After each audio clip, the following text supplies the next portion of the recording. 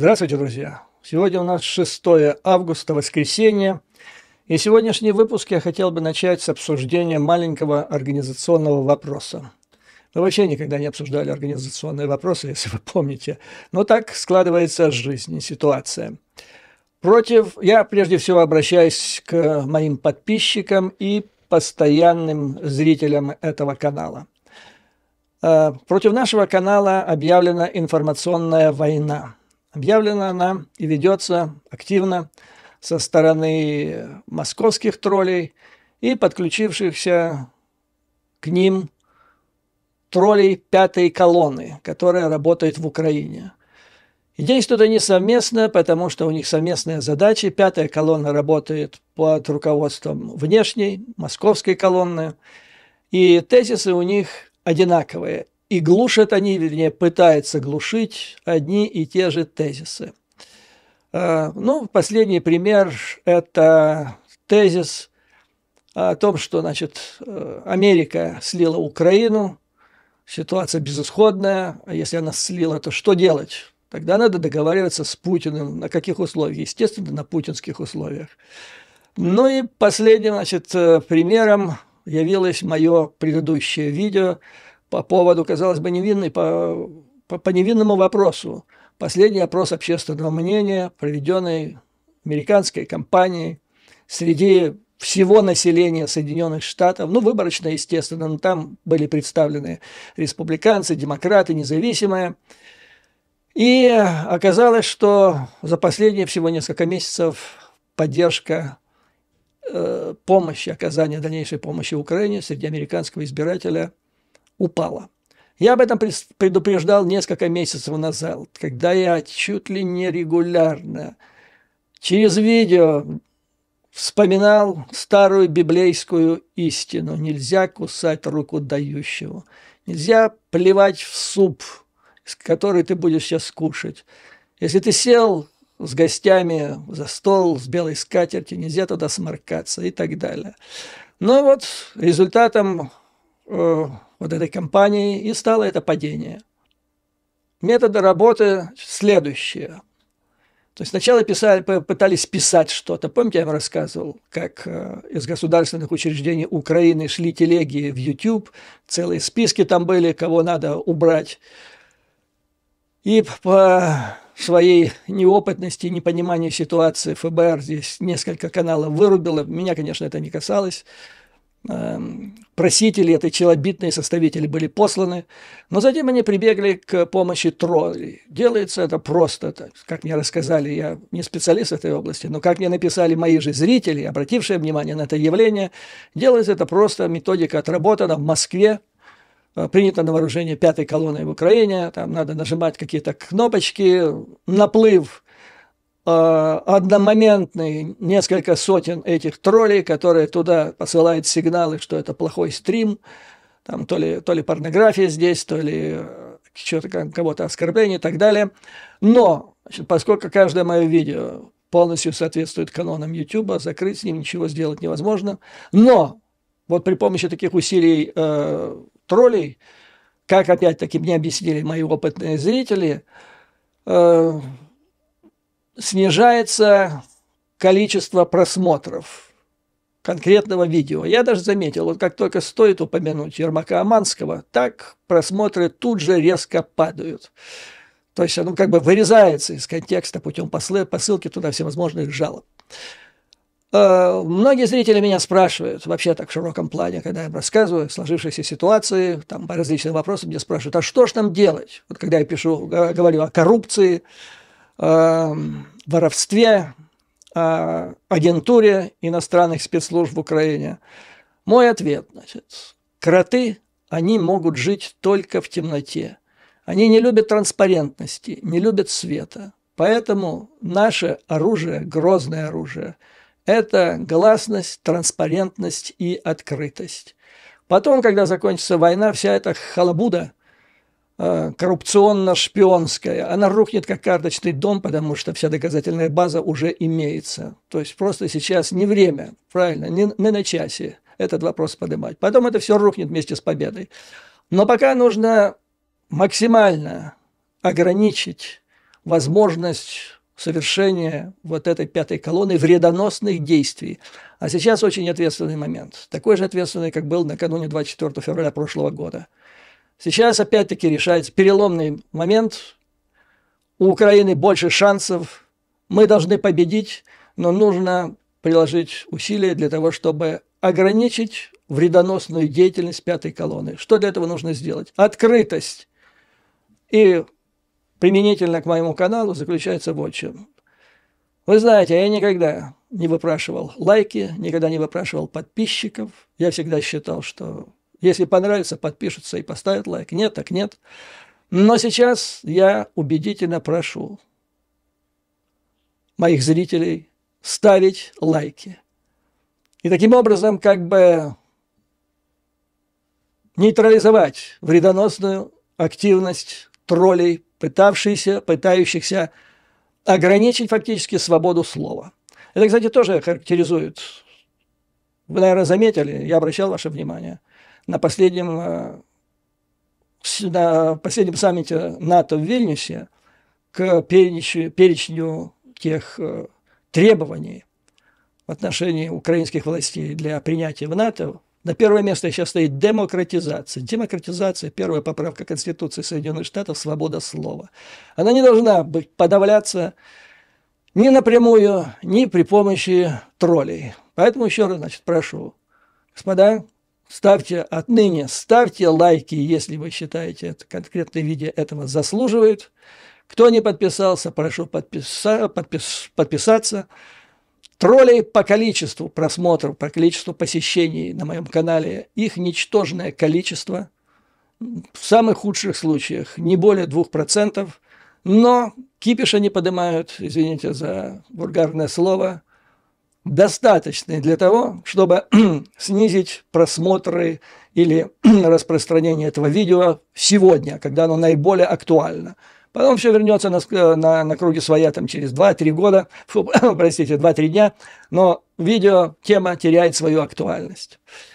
Вот так попрошу поддержать меня в информационной войне, вернее, в сопротивлении информационным войнам со стороны пятой колонны и их руководителей из Москвы. Ну и как я неоднократно говорил о своей уверенности, мы непременно победим. Потому что правда на нашей стороне. А Мордор, он понимает важность информационной войны, как они это называют. И вот в конце этой недели в Москве должна произойти конференция по, как они говорят, информационно-аналитическим вопросам. На самом деле это конференция о информационной войне. И вот несколько тезисов, чтобы вы поняли, что это для них, как это важно. Необходимо срочно добиться перелома ситуации. Они сейчас считают, что интернет полностью под контролем Запада. Ну, в принципе, может быть, так оно и есть, хотя трудно сказать, контроль это или нет. Они считают, это контроль, полностью контролирует, что хочет, то и делает, поэтому надо переломить эту ситуацию. И это вопрос выживания государства и русского народа. Вы представляете, как ставится вопрос? То есть открытость, демократичность, свобода слова – это гвоздь в крышку гроба любого автократического режима. Для них это вопрос выживания. И какие задачи ставятся? Поскольку сейчас интернет глобальный, ставится задача, необходимо его национализировать, установить границы интернета по суше, по воздуху, по воде. Вот так вот, то есть… Есть китайский, есть северокорейский, наверное, хотя я не знаю, есть ли там вообще интернет. Ну, наверное, есть ограниченный. Теперь еще мордорский появится интернет. И вот этого невозможно, никоим образом нельзя допускать. Дальше ссылаются. Вышел указ бледной моли, окурка, занимающего должность президента Российской Федерации, в котором задекларирован примат духовно-нравственных ценностей. Вот эту фразу я прочитал с таким упоением. Так повеяло совком. Вот сколько учился я в университете в 70-е годы. Там только разговор был о примате, то есть о первенстве, о главенстве духовно-нравственных ценностей. Потому что в магазинах было хоть шаром покати. по любому поводу. Ну, зрители старшего поколения, наверное, это все помнят. То есть, если заговорили опять о примате духовно-нравственных ценностей, значит, опять страна будет с голым, извините, задом. Опять хоть шаром покати, вот к этому идет это курс Кремля, курс власти. Пушки и масла не получается, будут только пушки. Народ затянет пояса и обратно будет вышвырнут в середину прошлого века. Вот что это значит. Что значит информационная война? Это возвращение в совок. Будут жить без штанов, но со скрепами. Ну и еще о информационной войне. В предыдущем видео я вам рассказал о вот этом злополучном опросе общественного мнения. Вчера я слушал интервью по CNN Адама Кизингера. Это бывший конгрессмен, республиканец, который в этом году не стал, вернее, в прошлом году не стал переизбираться, подполковник военно-воздушных сил Соединенных Штатов, большой друг Украины. Он был одним из инициаторов проекта начала обучения украинских пилотов в Соединенных Штатах Америки. Он пробивал эту идею, следил за ней. Очень симпатизирует Украине. Душа его полностью на стороне ВСУ в этой борьбе. Очень активный, умный, ну, замечательный просто человек. И он ушел. Ушел, сейчас он, ну, зарабатывает он, конечно, гораздо больше, чем когда был конгрессменом. Сейчас он старший аналитик телекомпании CNN. И он комментировал недавний визит бывшего губернатора Соединенных Штатов Америки Кристи, который выставил свою кандидатуру на следующих выборах на должность президента Соединенных Штатов Америки. Шансов у него, конечно, никаких. Но вот вслед за Пенсом, это второй, по-моему, республиканский кандидат, который туда поехал. И имея в виду вот этот опрос общественного мнения, который 2 дня назад стал известен, его результаты стали известны, ведущий у него спрашивает, а что он туда поперся вообще? Ведь 71%, нет, 59% республиканцев говорят, что дали уже Украине достаточно, хватит им, с головой. А 71% тех же республиканцев говорят, поэтому давать не надо. Поэтому что он туда едет? Что он собирается там обсуждать? И что он может там обещать? И Киссингер дал замечательный ответ, который вот откроет вам глаза. Он говорит, очень, говорит, нездоровая ситуация складывается вот сейчас вообще в политической жизни. Да, он имел в виду прежде всего республиканскую партию, потому что ее представителем он и является, он с болью об этом говорил. Настоящие политики, по его словам, должны формировать мнение своих избирателей по крупным вопросам национальной безопасности.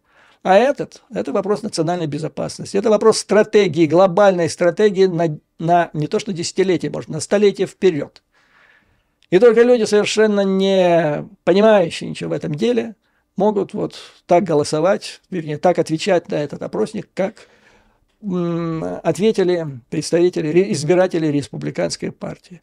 А у нас, говорит, нет таких политиков, которые могли бы сейчас вести за собой избирателей и формировать его понимание ситуации, формировать его ценности, как это делал Рональд Рейган и во время Рональда Рейгана.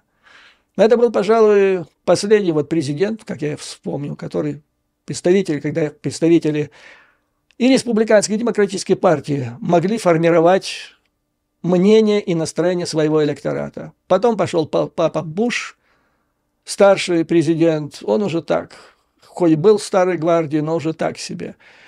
Младшонький Буш, Джордж W. Буш, он сумел формировать и сформировал, но только не то, что нужно. Он зарядил народ на необходимость войны с Ираком, Саддамом Хусейном, влезли в Афганистан, и это потом расхлебывали несколько, там, 3 триллиона долларов во все это обошлось вместе взятое.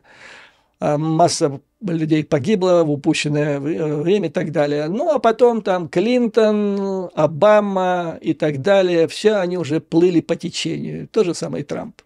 Плыли по течению. Вот что говорит Киссингер. Я почему об этом вспомнил? Потому что мое глубокое убеждение, что аналогичная ситуация существует не только в Соединенных Штатах Америки. Она существует и в Европе, Она существует, безусловно, в Украине сейчас и раньше, до того, потому что так называемая политическая элита Украины за последние 30 лет, и не интересовали эти ценности. Им нужно было дорваться до власти, отбить побыстрее бабки, заработать больше бабок. Вот. И им нужен был доступ к информационным ресурсам, чтобы забить голову населения всяким мусором. То есть хаос, чтобы создать там хаос. То же самое происходит в России. Замечательное интервью Адама Киссингера. И напрасно, жаль, что он ушел, вот, потому что вот это политик нового поколения. Вот такие люди нужны. Такие люди нужны, к сожалению, им так противно там, что они уходят. Кстати, хорошая новость. Вот я неоднократно называл имя Марджори Тейлор Грин, одна из самых буйных, одиозных из этой мага-группы. Ее выгнали. Выгнали из этой группы соратники буквально несколько дней назад. Там была свара. Она, одна буйная, обругала другую. Она обругала нехорошими словами свою коллегу по партии, другую прекрасную, в кавычках, даму. И вот за это хамство ее выгнали. Настроение обозвало действительно совершенно мерзки. И это характеризует, так сказать, ту банду, в которой она была, да, и, собственно говоря, по-прежнему продолжает находиться. Вот, поэтому информационная война, она сейчас имеет глобальный характер. Вы понимаете, вот вдумайтесь в те слова, которые я вам говорил, это вопрос выживания государства и русского народа. То есть информационная война, это они рассматривают как ядерное оружие, ни больше, ни меньше. Нету больше, только вот ядерное оружие, которое может решать такие вопросы с точки зрения вот тех, которые сейчас заседают там в Москве, обеспечат наличие или отсутствие выживания государства и народа. Ну а теперь перейду к главному вопросу сегодняшнего дня, дорогие друзья. И с радостью вам сообщу, что в эти минуты десятки дронов, тяжелых дронов Соединенных Штатов Америки МК-9А, Reaper, принадлежащие ВВС США, взлетают с базы, в европейской базы, морской пехоты Соединенных Штатов Америки, летят в сторону Украины, и, как говорят, они уже садятся на территории Украины. Просили только не называть, где именно они садятся, из какой базы взлетали. Почему это меня особенно радует? Да, направляются они для защиты территории Украины от российских угроз. Почему особенно радует? Потому что я был как бы у истока этого проекта. И я вам о нем рассказывал еще летом прошлого года. Я вам сообщал о том, что ведется работа, напряженная, проект поставки вот этих тяжелых дронов в Украину. И это был сложный, вот он тянулся целый год. И когда мне пишут некоторые мои зрители, которые не знают, что такое бюрократия, спрашивают, а где то, а где это. Я вам объяснял вот на примере этих риперов. Целый год загвоздка была в подписи из, в основном там были еще другие шероховатости, проблемы, но главной была проблема с подписью одного офиса. В Госдепартаменте Соединенных Штатов есть офис, который давал зеленый свет или не давал его на экспорт, поставку за границу конкретных видов вооружения на основе секретности, есть ли там компоненты секретные или нет. Вот в Рипере они узревали наличие таких секретных компонентов. Одним из энтузиастов, которые толкали, чтобы сдвинуть с мертвой точки этот проект, были британцы.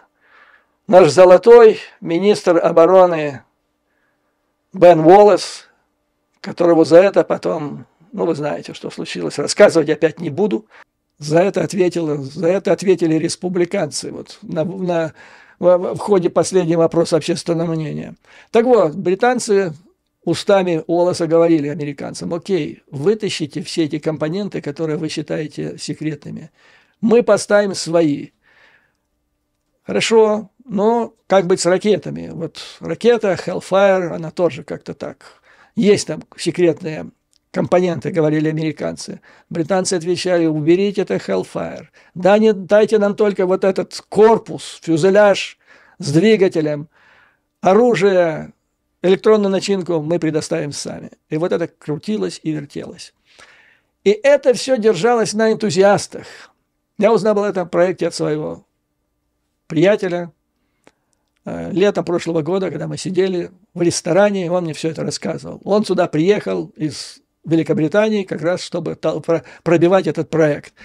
То есть сегодня, когда он мне сообщил об этом, сказал: ты как бы тоже у истоков. Ну, я так стоял на бережку истоков. Он был прямо там.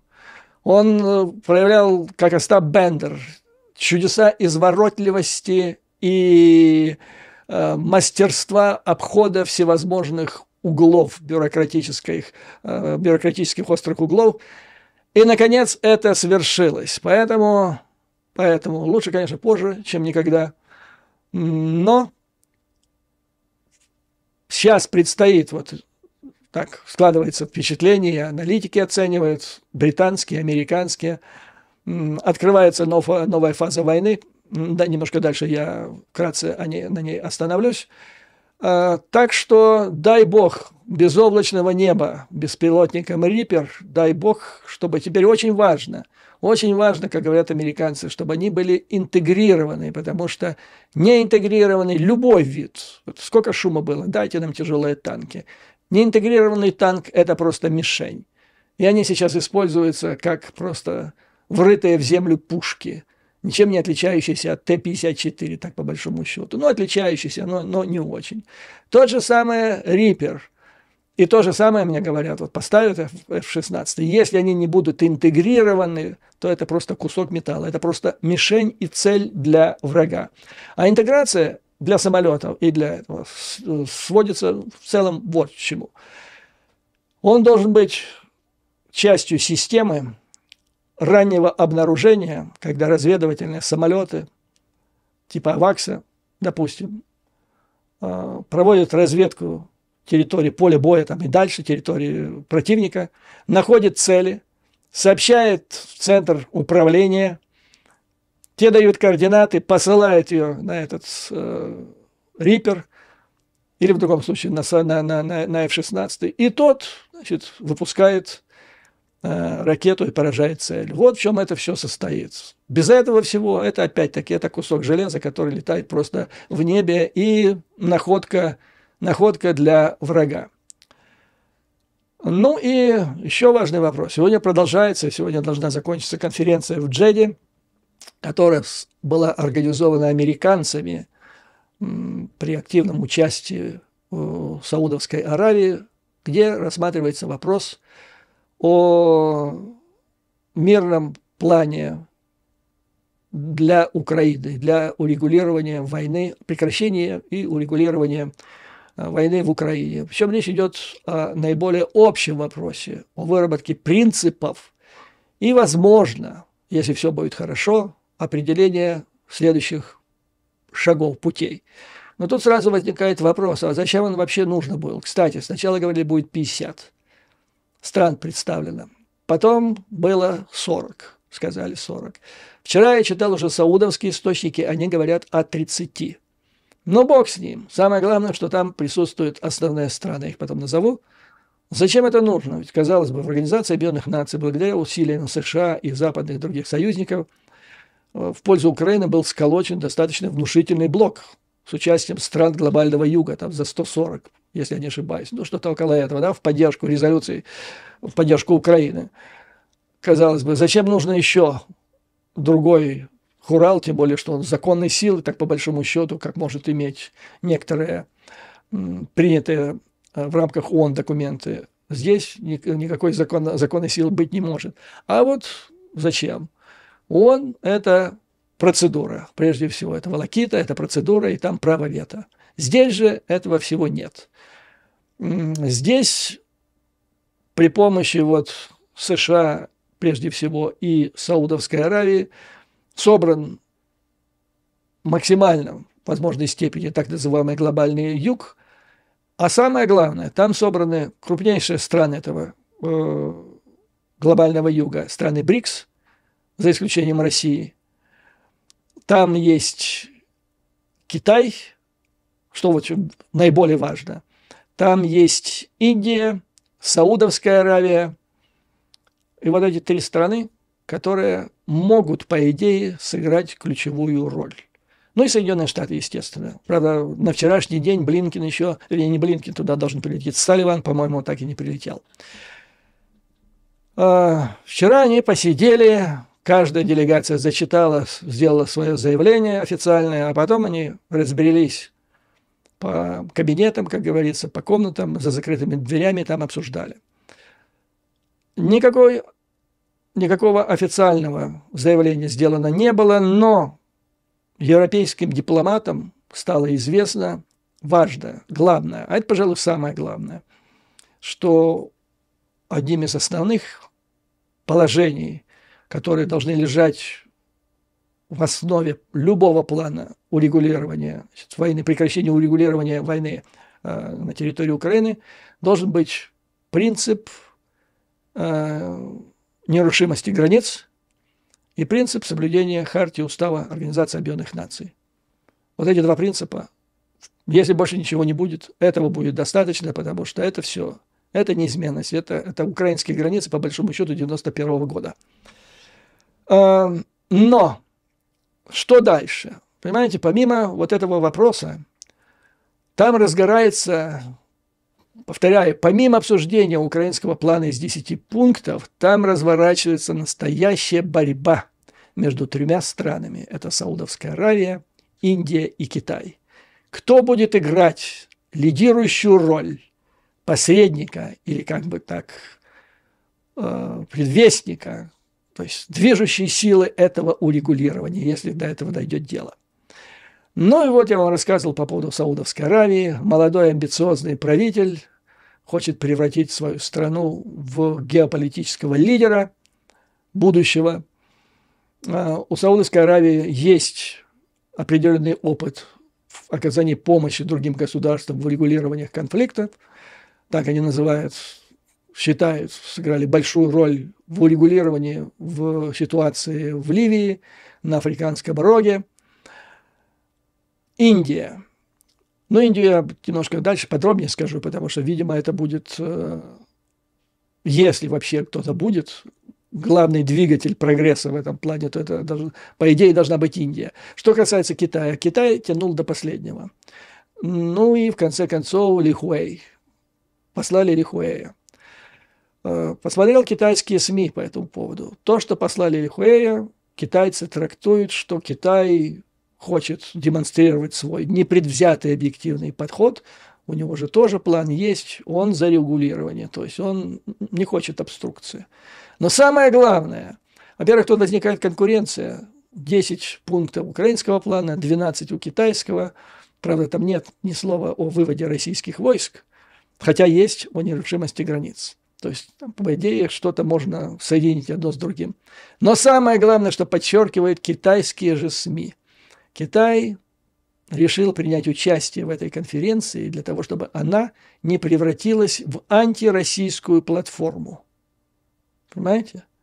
То есть Китай там в качестве смотрящего от России. Сделать так, чтобы все было хорошо, чтобы Путина не ругали. Ну, в общем, так, чтобы волки были сыты и овцы целы.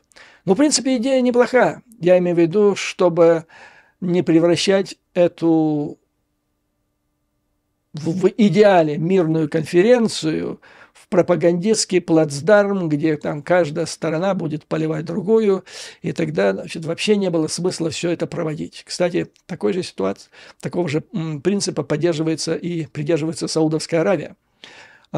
Китайцы слили информацию, что саудиты обещали проинформировать подробно о результатах, о ходе этих дебатов в течение 2 дней и о результатах Москву. То есть и Китай будет присматривать, чтобы все было нормально, ну и саудиты проинформируют. Ну, где-то в этом есть сермяжная правда, потому что если нужно будет как-то там договариваться с Рашей, то, наверное, надо, чтобы начало этих переговоров, во всяком случае, было приемлемо. А если ее нахамить и обругать сразу, то как-то все это дело не имеет смысла.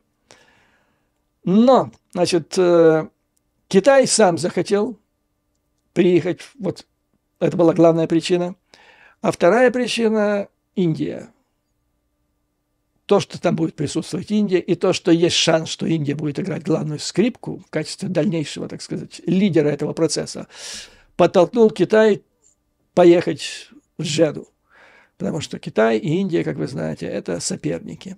Китай очень не хотел бы, чтобы Индия набирала очки в плане улучшения, расширения, упрочения своего международного имиджа. А вот Китаю это очень хочется самому, потому что он как бы так окрылен недавним дипломатическим триумфом, в ходе которого ему удалось примирить давних злейших врагов Иран и Саудовскую Аравию.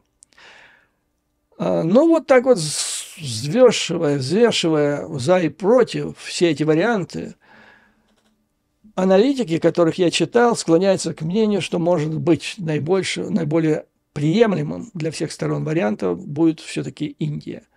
Но потому что она не является так повязанной с Москвой страной, как Китай. Да и Саудовская Аравия тоже, как мы с вами обсудили ранее. Она раньше играла в главном вопросе, в котором она может играть, это определение цен на нефть, она играла вместе с Москвой.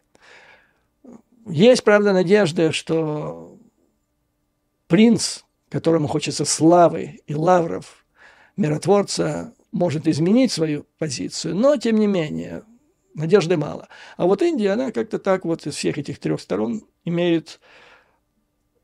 В последнее время, во всяком случае, она отработала большую независимость от Москвы, сдвинулась в большую сторону Запада, Соединенных Штатов и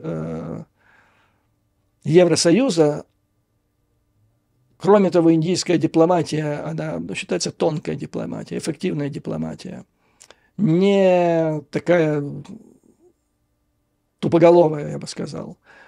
Вот наблюдатели обращают внимание, что когда Индия сама была участником каких-то острых конфликтов, тем не менее индийцы напрямую в период этих острых конфликтов вели переговоры с врагом, с которым они враждовали в этот момент.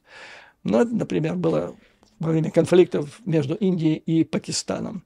То есть они такие очень гибкие люди, которые не любят идти на идеологическую конфронтацию. А идеологическая конфронтация – это вот болтовня.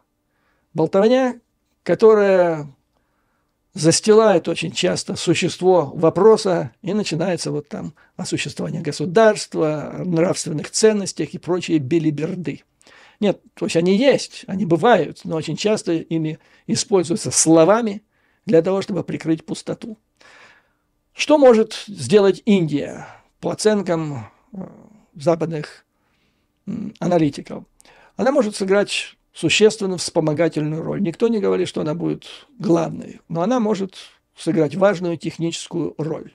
Первое, что нужно сделать для того, чтобы вот мы увидим это, успешно конференция прошла или неуспешно. Назначат ли они полномочного представителя, который дальше будет заниматься этим вопросом? Потому что, как в любом деле на Западе, посидели, поговорили, если ты хочешь, чтобы дело двинулось, надо назначить, кто ответственный, составить план работы и поставить его под контроль. Считаю, что Индия в качестве такого уполномоченного представителя от вот этой группы 30 стран, или сколько там их, она была бы, может быть, идеальной. Так что наблюдаем, будет она или не будет. А если не она, то кто? Чему может поспособствовать Индия? Ну, прежде всего, она представляет, у нее большой опыт представления стран третьего мира, не присоединившихся.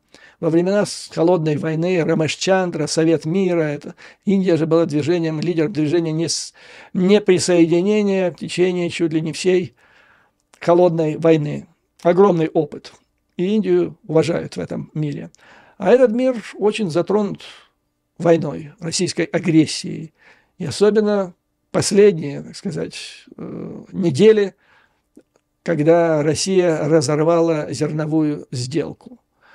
Ситуация острая, ее нужно как-то урегулировать, потому что считается, что в противном случае значительно большое миллионы людей в этом на глобальном юге ждет голод в приближающуюся зиму.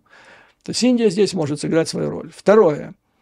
Индия, как ядерная страна, может сыграть позитивную роль в плане убеждения Москвы, бледной моли кремлевской, чтобы не применяла она ядерное оружие и не угрожала его применением.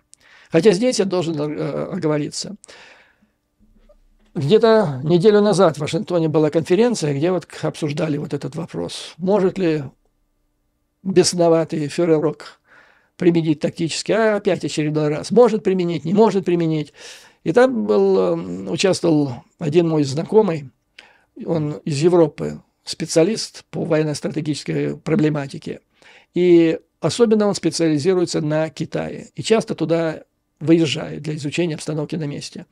И вот он привез сюда свое глубокое мнение, считается, не то что непререкаемым, но серьезным авторитетом в этой области. Он сказал, что есть только одна страна, которая может твердо гарантировать, сказать Путину, не делай этого, и он этого не будет делать. И, по его словам, это страна Китай. Значит, он считает, что Соединенные Штаты для Путина вот в этой области, не применяя ядерное оружие, менее авторитетны, чем Китай. Да и все НАТО менее авторитетно, чем сам Китай. Но, тем не менее, считается, что Индия тоже может, благодаря своей гибкой дипломатии, умению решать вопросы, может также здесь поспособствовать позитивному развитию событий. Чисто техническую роль она может сделать, как, знаете, вот сваха такая. То есть скоро, в этом году предстоит в Индии форум G20, на котором, может быть, будет российский представитель. Может быть, этим представителем будет Путин, хотя не знаю. Я вот не в курсе, Индия является участником Международного уголовного суда или нет. Но тем не менее. То есть Индия может стать территорией, площадкой, на которой будут проводиться деликатные переговоры различных сторон.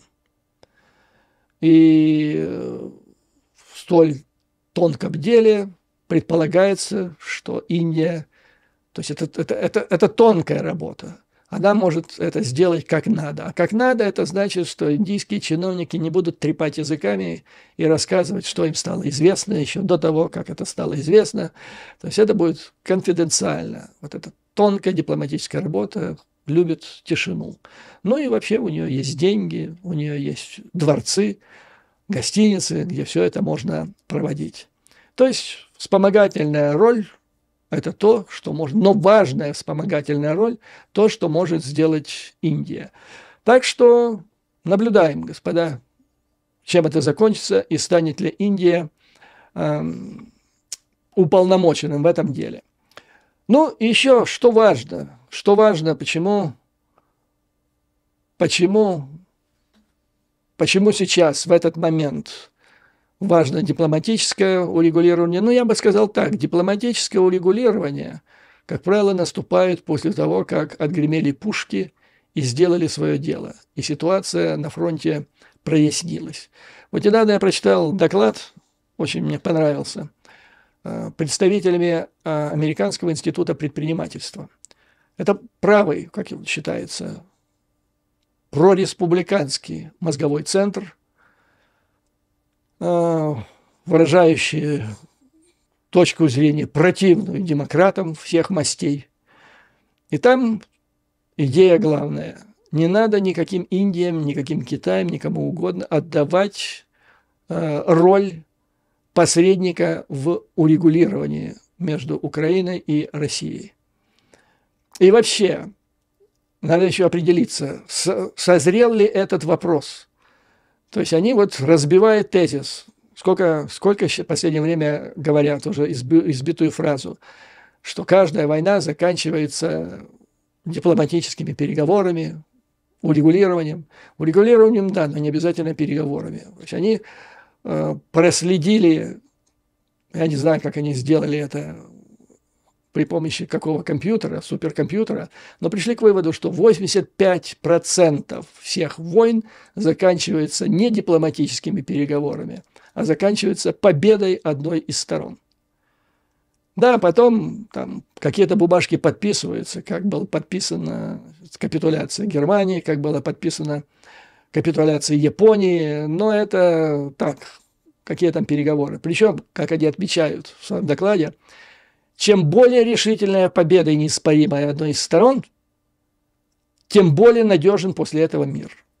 Если же переговоры начинаются, когда стороны находятся в патовой ситуации, то есть не видно неоспоримого преимущества одной из них, то можно, конечно, сову натянуть на глобус, добиться там каких-то там какого-то дипломатического урегулирования, подписания документа, но есть значительная, существенная опасность того, что проблема не решена, и мир будет недолг.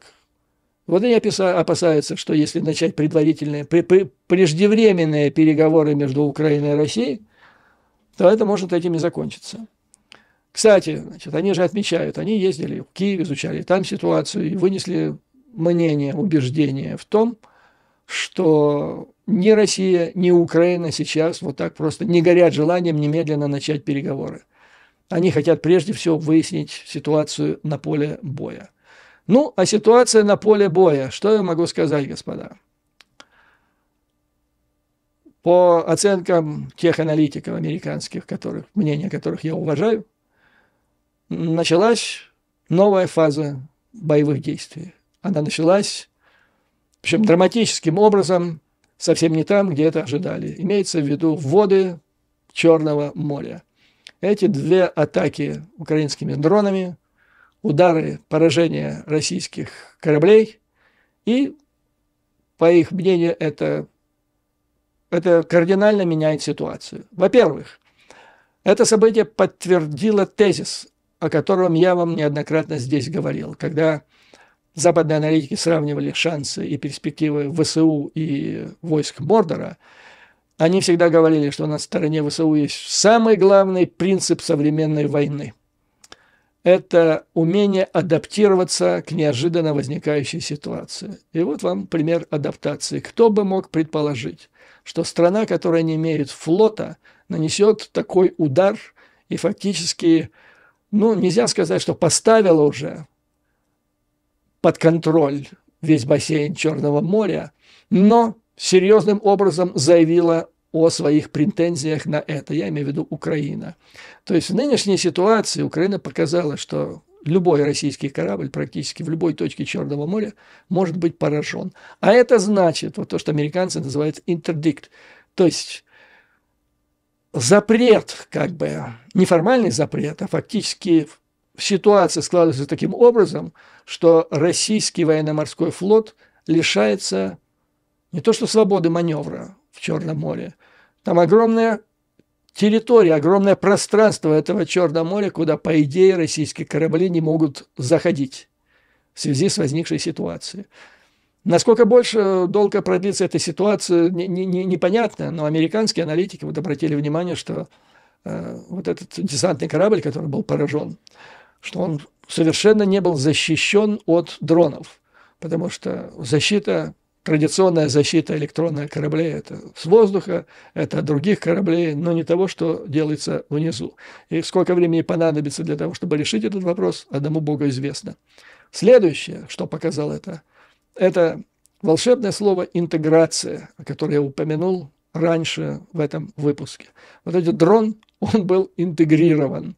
Кстати, когда я спрашивал своего знакомого по поводу, когда он мне рассказывал по поводу риперов, историю, длящуюся целый год, с МК-9, я у него спросил по поводу этих дронов, которые поразили. Значит, что он мне ответил? Он сказал, что это Украина, украинские умельцы.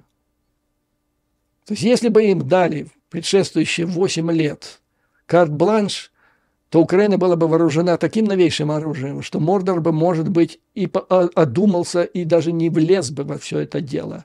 Но, увы, они были не востребованы, государству они были не нужны. Но, слава богу, что есть, остались люди, патриоты. Так вот, значит, по его словам, это совместная разработка, и, как он предполагает, скажем так, западный вклад в это изделие, это была как раз вот эта интеграционная часть, потому что для того, чтобы добраться до любого из тех кораблей, которые были поражены, этому изделию пришлось преодолеть сотни километров. А это система, о которой мы говорили, которая нужна и для самолетов, и для водных дронов. Обнаружение, наведение на цель и управление. Таким образом, значит, вот сложилась новая ситуация. Теперь вопрос, что делает Раша в этой ситуации? Вот самое главное. Раша ответила тупо, как всегда. Наслала, то есть нанесла самый, по-моему, массированный удар ракетный по Украине за вот прошедшие сутки, да? Практически все крылатые ракеты и беспилотники были сбиты. То есть это удар был ярости, злости. Но это не был удар с умом. Это не был удар по поражению военных целей. Это был удар вот как Russians, как в Мордоре сделали. Главное там было сделать бабах, чтобы показать, значит, свою злость, но не свой интеллект. Но теперь, значит, надо ждать, что интеллект все-таки должен сработать. Что теперь они могут сделать? Раша же ведь объявляла блокаду украинских портов. Правда, несколько дней назад они не решились это сделать, когда заходили, там, по-моему, 3 корабля, да, заходило в украинские порты. Они не решились пресечь их маршрут, но теперь возникает, то есть на них оказывается, на Мордор уже оказано давление, уже что-то они должны сделать. Посмотрим, будут ли они это делать или нет, будут ли они пытаться нанести удар или другим образом перекрыть путь иностранным судам, идущим в украинские порты. Но если они попытаются это сделать, то они опять себя представят в качестве мишени для ВСУ, которые опять могут нанести, значит, очередной удар. И вот такая вот ситуация сложилась в Черном море. То есть, с одной стороны, нельзя ничего не делать, потому что морда лица якобы может пострадать. А с другой стороны, начнешь что-нибудь делать, и на дно опять пойдешь. Тут вот catch-22, как говорится, catch-22 situation. Ну вот, такая вот ситуация сложилась, господа, и она дает аналитикам западным, придает оптимизма, что все будет хорошо. То есть, когда люди, как сказал мне один из них, Украина – это демократическое государство, это государство свободных людей, а творчество, оно возможно только среди свободных людей, где каждый человек может проявить себя по полному. Ну, каждый, это, конечно, хватил мой собеседник, потому что есть еще и коррупционное государство, что говорить. Но, тем не менее, Украина – свободная страна, которая больше приспособлена для творчества, свободного творчества, чем Мордор. И поэтому считает, что преимущество обязано быть на ее стороне.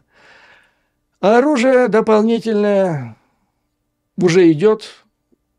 Товарищи из Великобритании сообщают, что ракет и снарядов поступило за последнее время в 16 раз больше, чем было обещано и запланировано. Storm Shadow просили не называть конкретную цифру, сколько было поставлено, но сказали несколько сотен. Storm Shadow – это то же самое Attackams. То есть это так вот выбор. То ли Mercedes тебе, то ли тебе BMW. Если тебе дают BMW, то не надо закатывать истерику, что ты не можешь жить без Мерседеса, и наоборот. Самолеты должны подтянуться. Все должно быть. К сожалению, бюрократия, вот как я вам рассказал, она имеет место быть, это международное явление, но, слава богу, у Украины есть друзья, есть энтузиасты, которые позволяют решить этот вопрос. Поэтому, дорогие друзья, еще раз напоследок к вам обращаюсь. Очень прошу, ставьте лайки. Мы в войне находимся. Они нам нужны для того, чтобы побороть в информационной войне, которую Мордор считает настолько же важной, как ядерную войну, от которой зависит само существование Мордора, исход этой информационной войны. Ну и также он важен для пятой колонны. Пятой колонны, которая вывела в первые месяцы 2022 года 36 миллиардов гривен в офшоры, затем 400 миллионов ЦРУ зафиксировала. Это то, что они сделали на сделках с российским дизелем. Потом 400 миллионов – это золотые яйца, там, яблоки там, и все такое. То есть получается 1,8 миллиарда долларов. Это, по большому счету, 4 эскадрильи F-16. И они сейчас находятся вот там, в офшорах. И достать их пятая колонна может только в том случае, только в одном случае, если этот конфликт, как они называют это, в Мордоре среди союзников, закончится удовлетворительным для Кремля результатом. Вот на этом, господа, но этого не произойдет. Этого не получится. Поэтому, как всегда, господа, в этой ситуации, слава Украине и ее вооруженным силам, враг будет разбит, победа будет за нами. Вам, как обычно, выдержки, мужества и твердой уверенности в нашей неизбежной победе. До новых скорых встреч. И ставьте лайки, господа. Мы победим.